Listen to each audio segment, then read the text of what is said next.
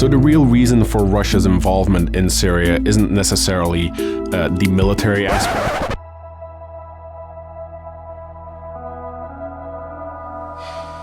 I'm Thick Hammer, and what we're seeing from our perspective is Russia's involvement in Syria is to obviously bolster the Assad government, but this gives the US an opportunity to work with Russia in a positive way to help stabilize the country. As we have seen, US involvement in the Middle East in recent years has only led to chaos and the rise of radical Islam filling the void or the vacuum when any of these secular dictators have fallen. You see, who was Assad actually bad for? Did Assad ever do anything to hurt the US? What US interests were involved? Now, you may say that, well, Syria was in Lebanon and it was affecting Lebanon. Well, they got out. The Lebanese helped create that exit for the Syrians. So they basically handled that on their own without much US involvement. Possibly some support, but not really.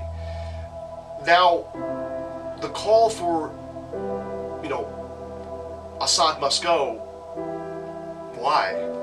Based on what happened in Egypt, luckily the Egyptian army was able to step in and resolve that situation. Libya, which is still very chaotic, and really there is no centralized government to replace Gaddafi. Iraq, we know what's happened there, totally messed up, and of course Syria.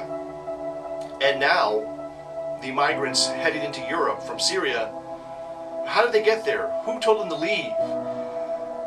From the House of Cards perspective, maybe it is the Russians who are pushing these Syrian refugees into Europe as a way to antagonize Europe or help destabilize Europe.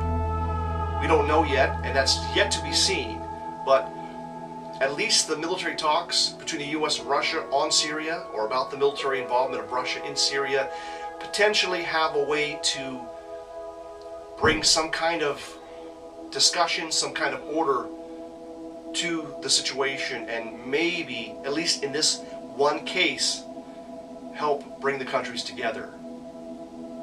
I'm Thick Hammer, and you've been watching Bonsai Intelligence.